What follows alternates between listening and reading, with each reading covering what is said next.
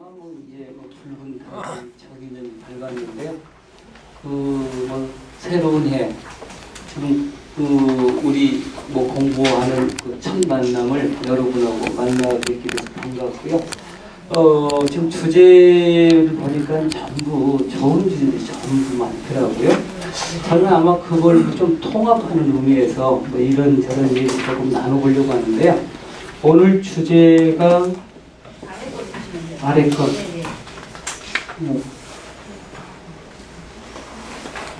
네, 잠깐만요. 예. 뭐 시대정신의 앞장선 민주도시 강주 이렇게 지금 잡아봤거든요. 여러분 이제 이런 거 있잖아요. 우리 집하고 앞집하고 가풍이 같을까요, 다를까요? 다르잖아요. 근데 이상한 건 저도 이제 아이들이 뭐 30 가까이 되는데 30. 아무런 말도 하지 않아도 아들하고 30년이 지나면 아빠 닮아 있고 또 딸은 또 엄마 닮아 있더라고요.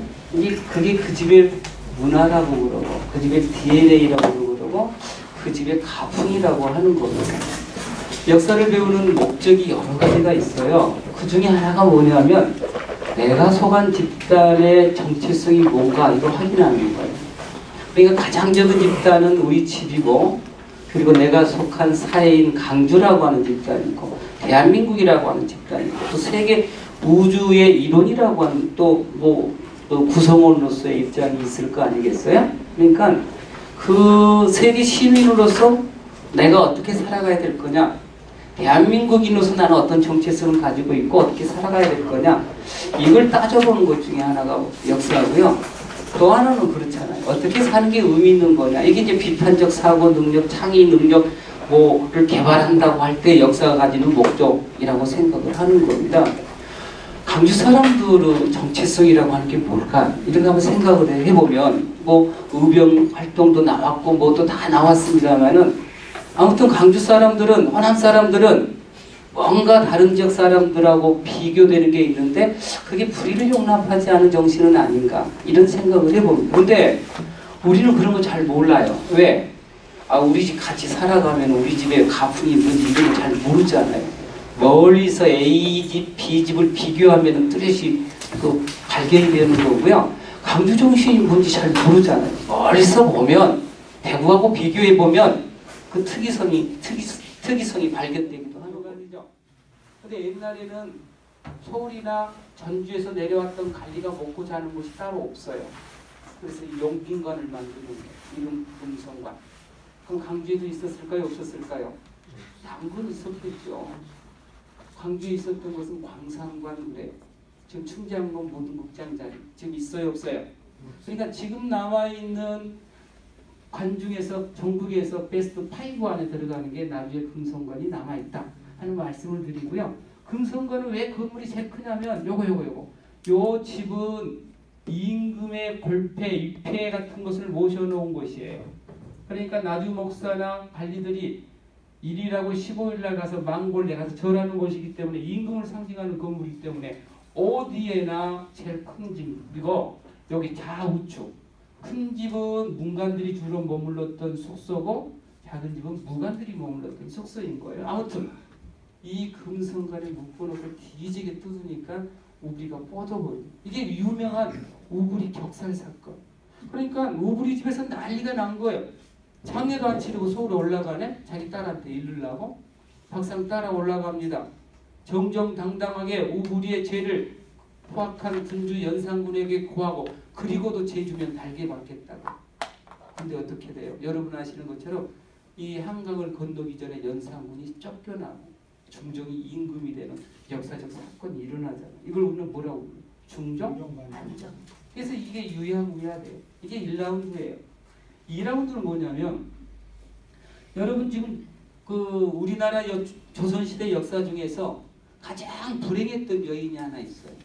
아마도 그게 중종의 부인 신씨예요. 신씨. 그러니까 중종이 3사람이 있거든요. 신씨, 윤씨, 윤씨. 신씨라고 하는 사람은 얼마나 불행하냐면 남편이 왕이 됐기 때문에 쫓겨나야 할 운명을 타고난 여인. 사연은 이렇습니다. 신씨의 아버지가 신수군, 당시 자유정, 연산군의 처남이면서 중종의 장인, 연산군을 쫓아내자고 하는 사람들은 반정공신 그래요. 성의안 등등. 반정공신이 신수군에게 반정에 참여하라고 권했지만 거부하니까 척살했는데 그 딸이 뭐가 됐어? 중전. 그러니까 후위를 기약할 수가 없잖아요. 그러니까 여러분 중종은 어때요? 처음부터 왕의 순번에 있었던 사람일까요? 아닐까요? 아니에요. 연산군이 폭군이 아니었으면 아들로 이어졌겠죠. 연산군의 이복 동생이거든요. 근데 느닷없이 반정공신들이 왕위에 앉히는 거예요. 처음에 허수아비 힘이 있어요? 없어요? 없잖아요. 그래서 지엄이를 쫓아내라고 갈구는 거예요. 반정공신들이. 그래서 일주일을 버티지 못하고 결국 지엄이를 쫓아냅니다. 그리고 두 번째가 윤씨예요. 그 윤씨가 10년 만에 아들을 낳아요. 이게 인정이 되는 건데 그 아들을 낳고 3일 만에 죽어요. 그러니까 10년 됐잖아요. 신씨 쫓아낸 뒤로. 이때 죽자. 담양부사로 승진해 있던 박사님 목숨을 걸고 상수로 긁어버리면 이 새끼를 뭐라고 그러죠? 이 삿가래로 빠져나가지 못한. 그래서 5천여 명의 정규 일본 군대가 동원해서 50일 동안 작전을 폈는데요. 500여 명의 전라도 우병이 숨지고 1,500명이 체포되면서 전라도 우병이 끝을 맺으면서 대한제국의 운명도 끝나는 거예요. 근데 그때 체포된 전라도 우병장들을 외놈들은 일제는 전부 사진도 찍어서 남겨놔요. 사진도 찍힌 분들은 전부 사살되거나 교수형에 처해집니다. 이게 우리 근현대사 교과서에 실려요. 그리고 1909년 최대 우병항쟁지가 호남 지역이었다라고 모든 거민정 교과서에는 다 쓰여져 있는데 이번에 국가에서 만든 국정교과서에는 다 빠져 있습니다. 좀 이따 어떤 말씀을 조금 더 드리려고 하는데, 근데 그 중에 이제 요분 하나만 요분이 안규홍이라고, 안기홍이라고도 부르는 보성 출신 감사리, 교과서에 편민 출신 의병장으로 자주 나오고요. 요분이 서암 양진여예요. 그분 아들이 설중 양상기예요. 여러분 혹시 강주에 서암은 있는지 아십니까? 네. 옛 강주상고 앞에서부터 운항고가도로까지. 네. 설중로 있는 줄 아세요? 네. 그러니까 우리 지역은 아까 도로명이 인물을 기는 도로명이 몇 개 있었다고 그랬어요. 30개 중에 임진왜란 우병장을 기는 도로명이 5개 있고요. 한말 우병을 기는 도로명이 5개 있어요. 10개가 뭐예요? 우리 지역 우병장과 관련입니다. 그러니까 그것만 보더라도 우리 지역이 최대 우병 항쟁지였다 하는 것을 알 수가 있는데 이분이 아까 말씀드렸던 것처럼 제가 이제 이분에 관한 논문을 또 최초로 씁니다. 서암양기 아들 설중양상기. 그래서 책을 하나 엮었는데 아버지는 1910년 5월 30일, 아들은 1910년 8월 1일 대구 감옥에서 교수형에 처해져요. 근데 후손들이 저 제 위에 예? 19년이 연도가 잘못될 것 같아서 여기요. 선생님 계속 그렇게 쓸 것 같아서 제가 예, 감사합니다. 그러네요. 건강합니다. 저기 무슨 제가 했어요. 지금 예. 잘하셨습니다. 잘하셨습니다. 1919년 등김이에요. 예? 아까 그 예. 학설을 뒤엎는 예. 의학 의기에서 제가 알기로는 이제 농계에 대한 예. 최경영과 관계가 어떻게 해서 이렇게 됐는가 그 역사에 사실 완전히 뒤집어 보시는데 시간이 남으시면 잠깐 해주시고 그 장수영감 시절에 장수영감 시절에 인연을 맺은 걸로 알고 있고요. 그리고 이제 하승까지 따라 내려왔는데 정실 부인이 아프고 하니까 용기를 후실로 삼아라. 그래서 이제 결국은 이 최씨 가문에서 족보에 올리게 돼요. 그게 이제 강기로 해서 파견되고 그 말씀하신 부분도 됐었는데 그게 설이 이제 기생이라는 설이 있고 최경의 부인이라는 설이 있는데 최씨 가문이 어떤 가문인데 족보에 후실로 올리겠습니까? 강기라고 한다면. 그러니까 두 가지 설이 있지만 저는 최경의 부인으로 보는 게 맞겠다 이런 생각을 합니다. 예. 자, 이런 정도 말씀을 드리고요. 아무튼 아버지와 아들이 임진왜란 한말 때 의병장이 나간 경우도 많아요. 형과 동생이 나가는 경우도 많지만 아버지 아들이 똑같이 교수형에 처한 경우는 강주 북구 출신의 2분밖에 없다. 그런데 이번 또 국정교과서에 얼마나 웃기냐면요. 이제 이거 보여줄 수 없으니까. 기존의 검인정 교과서는 아까 본문에 호남이 최대 우병 항쟁기지였다. 옆에 사진 지도가 나오고 지도에 전라도 우병장 6명이 나와요. 그리고 경상도 우병장은 4명 나와요. 그런데 국정교과서는 전라도 우병장 3명 나오고 경상도 우병장 6명 나와요. 마치 경상도가 최대 우병 항쟁기인 것처럼. 또 뭐가 나오냐? 정환직 부자 우병장이 딱. 근데 경상도 부자 우병장을 설명하는 거. 이거는 제가 30몇 년 동안 처음 본 우병장인데 우병장을 실으려고 한다면 양진여 양상기로 실어야 하거든요. 그래서 조금 시간 남으면 제가 국정 부분을 좀 말씀을 좀 드리겠습니다. 최대 우병 항쟁기가 우리 지역이다. 그 다음에 이제 강주공원에 신라민 우병장 순절비가 있다는 거 말씀을 드리고요. 아마 다 말씀을 드렸을 거니까 한말 최대 우병 항쟁기가 어등산이었다. 이 말씀을 드리고요. 그 다음에 이제 강주항쟁 학생 항일운동 또는 독립운동은 1929년 11월 3일인데 그날 일본 사람들이 가장 존경하는 왕이 메이지 왕이에요. 그날을 기리는 그 축하 날이 명치절 그러는데 하필이면 그날 일요일이었는데 명치절이었단 말이에요. 근데 음력 10월 3일이었고 개천절이었고 성진의 3주년 기념일이었는데 이날 명치절 때문에 등교를 시킨 겁니다.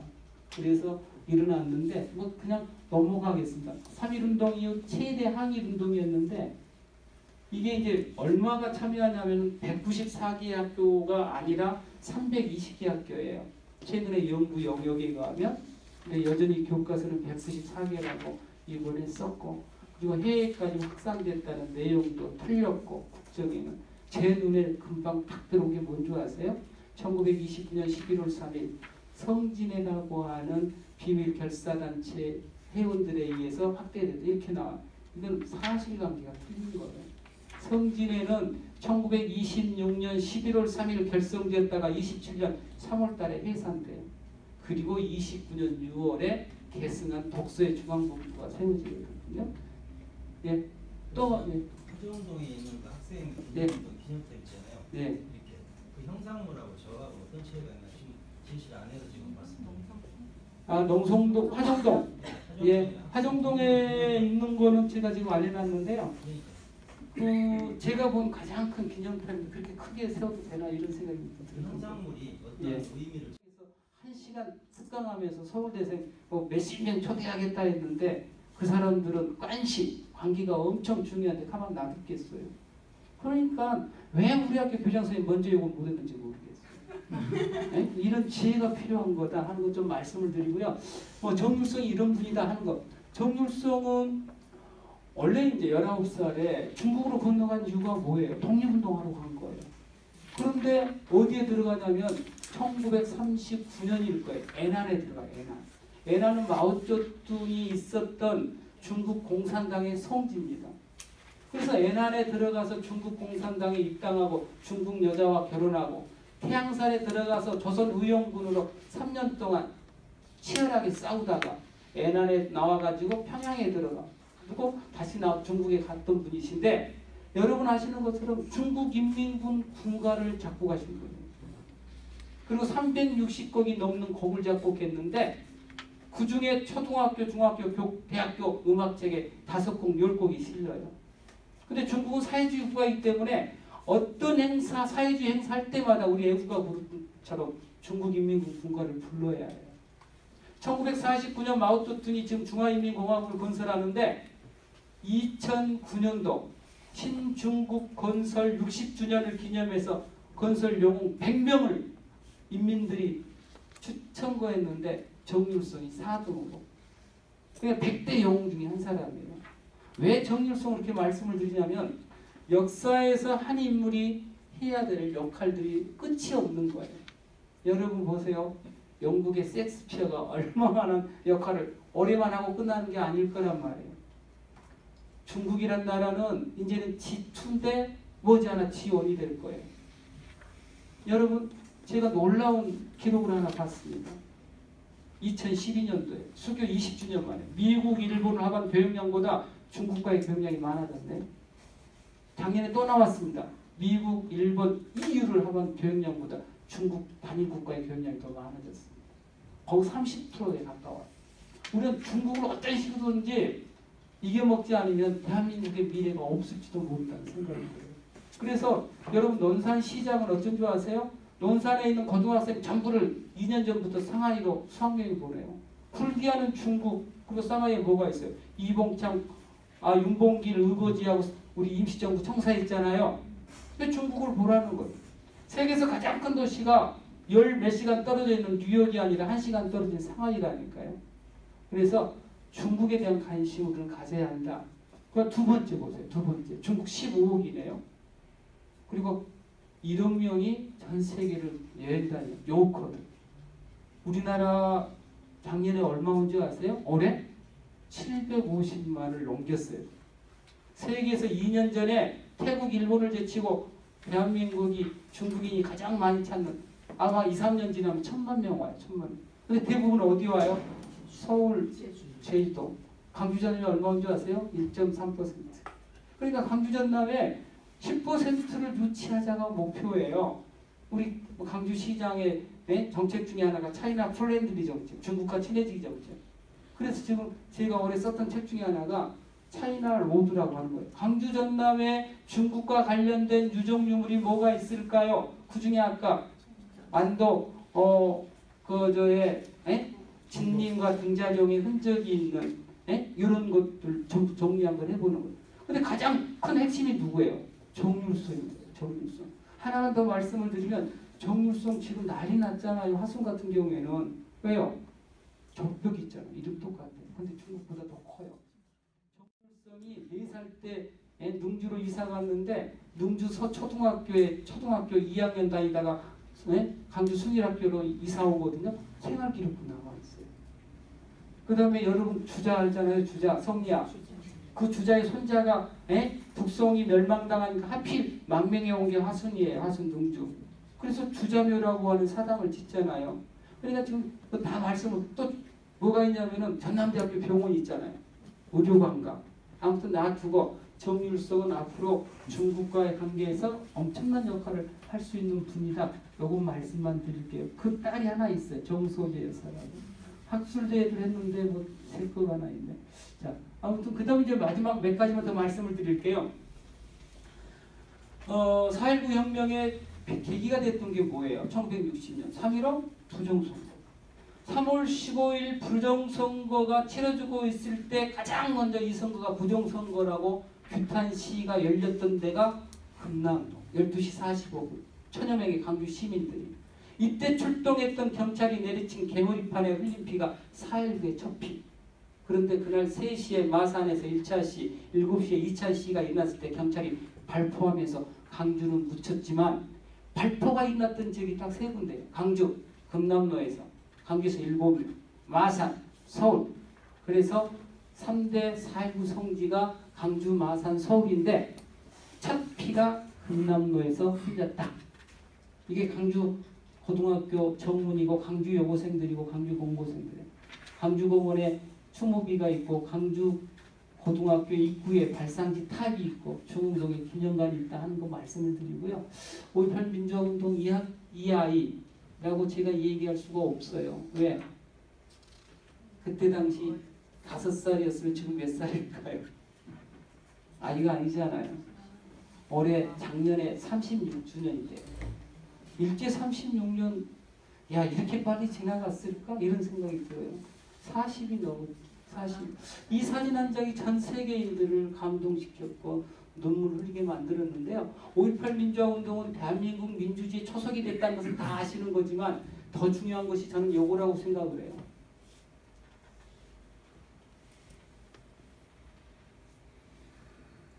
이 엄청난 폭력 때문에 대규모 시위가 일어났던 것이고 결국은 시민군이 무장하게 됐다는 거 다 아실 거예요. 그런데 보세요. 5월 22일부터 27일까지 개헌군이 철수하고 시민군들 손에 총이 들려 있었고 모두 내각이 봉쇄되면서 물품이 차단됐지만 강주에서는 어때요? 단 한 건의 총기 사고도 은행 토리 사건도 슈퍼마켓 토르 사건도 일어나지 않습니다. 전부 사재기하지 않고 나눠먹고 피까지 나눠가죠. 이 모습에 전 세계인들이 경악했고 감동받고 이게 강주 정신이라고 저는 생각을 하는 겁니다. 이거를 뭐 공동체라고 표현하기도 하고 하지만 여러분 1992년도에 12년 뒤에 이거하고 대비되잖아요. LA에서 폭동이 일어납니다. 일주일 동안 51명이 사망합니다. 모든 관공서가 불탑니다. 개판 5분 전 되잖아요. 이거하고 다 대비됩니다. 그리고 드디어 올해 촛불 시위 때 200만이 모였어도 단 한 명도 끌려가지 않고 깨끗한 도리에 전 세계 이게 대한민국인 거예요. 저는 이 사건을 계기로 박근혜 자기만 혼란인 거예요. 그잖아요. 대한민국은 한 단계 높고 5.18 민주화운동 6월 민주항쟁을 통해서 제도적으로 민주주의를 쟁취했다고 한다면 촛불 집회로 이제 민주주의가 생활화되는 그런 시대가 열릴 것이다. 큰 의미에서는 오히려 잘된 거다라고 생각을 합니다. 아무튼 대단한 거다 하는 말씀을 이렇게 드리고요. 요건 이제 뭐 아시는 것지만 핀츠 헤타라고 하는 독일 기자가 그 전 세계에 알렸는데 내가 이 참상을 보았을 때 도저히 눈물을 참을 수 없었다. 나는 이 슬픈 광경을 최대한 필름에 담았다. 내 생애에서 한 번도 이런 상황을 목격한 적이 없었다. 심지어 베트남 전쟁에서 정군 기자로 취재할 때도 이렇듯 비참한 광경을 본 적이 없다. 항주 항쟁이 그렇게 비참하게 전두환 신군들의 폭력에 의해서 좌절되는 겁니다. 이분 작년에 돌아가셨죠. 그래서 꿈이 뭐예요? 내 일부가 강주에 묻혔으면 싶다. 그래서 머리하고 손톱이 지금 구묘역에 묻혀 있습니다. 세계 기록문화유산으로 5.18 기록문화유산이 세계 기록문화유산으로 등재되었다. 그리고 아시아 각국의 민주화에 영향을 끼쳤다. 27곳의 사적지가 지정되어 있다. 여러분 5.18 하면은 리물리안 행진곡 요거 작년에 제창이 안 됐잖아요.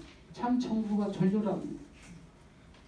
리물리안 행진곡에 여러분 정우화 전 국회의장이 작년에 제창이 안 되고 하니까 강주전당 국회의원들을 못해놓고 오찬하면서 물었대요.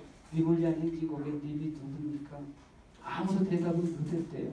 그러니까 정우화 국회의장 저는 님을 강주 정신이라고 봅니다. 이렇게 대답을 했다는 거예요. 이게 신문에 난 거예요. 근데 그게 틀린 건 아니에요. 근데 정확하게 할 필요가 있다. 여러분 이 주인공 중에 한 사람이 아까 마지막 시민군 대변인 누구예요? 윤상훈 30살. 이게 박기순 24살.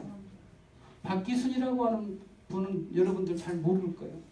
여러분 우리는 민족 중에 역사적 사명을 띠고 이 땅에 태어났다가 뭐예요? 국민교육헌장 1979년 유신 서슬퍼런 시대에 이 국민교육헌장은 대한민국 교육이 나가야 될 지표가 아니다라고 선언한 거예요.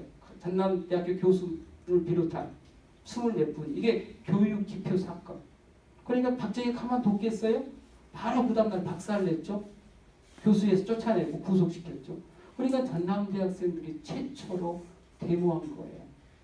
그 데모의 주동자 중에 한 사람이 전남대학교 사범대학 국사교육과 3학년생이던 박기순. 퇴학당합니다. 그러니까 광천동에서 야학을 했어요. 그런데 그때 전남대학교 애교학과를 졸업한 윤상원이 주택은행에 6개월인가 8개월 근무하다가 나는 노동자가 살 거다라고 강주로 내려와서 광천동의 위장취업 1호예요. 대학생 신분을 숨기고 취업했잖아요. 그리고 저녁에 야학에 합류합니다. 그래서 둘이 알게 돼요. 근데 79년에 박기수는 연탄가스로 죽어요. 그리고 80년 5월 27일 윤상원도 계엄군의 총에 맞아 죽습니다. 그러니까 82년 양가 부모들이 망월동 묘역에서 영혼 결혼식을 시켜요. 이때 불렸던 노래곡 중에 하나가 님을 위한 행진곡이니까 님이 누구예요? 신랑 신부지. 1차적. 근데 실은 님은 누구냐면 그때 죽은 강주 시민이에요. 그걸 확산시키면 강주 정신이라고도 볼 수는 있지만 신랑 신부가 님이고 그때 죽은 강주 시민이 님이다. 우리가 정확하게 알 필요가 있어서 말씀을 좀 드렸고요. 그 다음에 썼더라면 대한민국은 어떤 나라가 됐을까? 아무튼 놔두고요. 놔두고. 그런데 지금 뭔 얘기가 더 그리 갔나요? 제일 중요한 게 그거예요. 하나는 친일파 청산해야 되고 두 번째는 통일정부 수립했어야 되는데 그거 못했잖아요. 근데 해방 직후에 우리의 권력도 경제력도 누가 다 가져가요. 친일했던 사람들 그 사람들이 결국은 또 주도권을 잡잖아요. 그 사람들이 정치 권력도 경제 권력도 가졌는데 구린 게 하나 있네? 역사가 구린 거예요. 역사가 친일의 그러니까 역사 그 구린 친일의 역사를 지어내는 방법이 뭐예요? 1948년 8월 15일을 건국절로 만들어서 대한민국 정부 수립을 해야 뭐가 돼? 공국유공자가 되는 거란 말이에요. 그래서 이런 문제가 있다 하는 것을 여러분들 만났기 때문에 말씀을 드리고요. 마무리 말씀을 드리겠습니다. 우리 고장 그냥 뭐 만만한 고장이 아니다 하는 말씀을 드립니다. 정신적인 측면에서만 보면 아까 말씀드린 대로 불의를 용납하지 않았던 고장이고요. 그리고 5.18 민주화운동 6월 항쟁에서 보여줬던 것처럼 이 말씀만 하나 드릴게요. 추모탑 안에 요 원형의 부조물은 뭐냐면 부활을 의미합니다. 강주정신을 민주정신이라고 할 때 민주정신의 부활은 뭘까 이거예요. 부활. 근데 오리지널 1차 의미는 이게 이제 뭐냐면은 그때 돌아가신 강주 시민들의 부활이에요. 그러니까 기독교적으로 말하면 첫단가시고 불교적으로 말하면 극락가시라는 뜻이고 두 번째가 뭐냐면 강주정신의 부활입니다. 강주정신은 민주정신이잖아요. 민주정신의 부활은 뭐예요? 우리 시대가 지향해야 될 가치 인권이고 평화고 우리만이 갖는 아까 그 통일이라고 하는 것 이게 이제 강주정신의 미래여야 한다고 생각을 합니다. 그래서 저는 돌아다니면서 강주 분들에게 야 우리 쫄아서는 안 된다. 왜? 정말로 떳떳하게 이 정신은 강주 사람만이 지켜야 할 가치가 아니잖아요. 대한민국 모두 아니죠. 전 세계 모두가 지향해야 될 보편적 가치가 우리 보장에서 태동에 있고 원부림도 있고 그 현장이 강주 금남동이에요.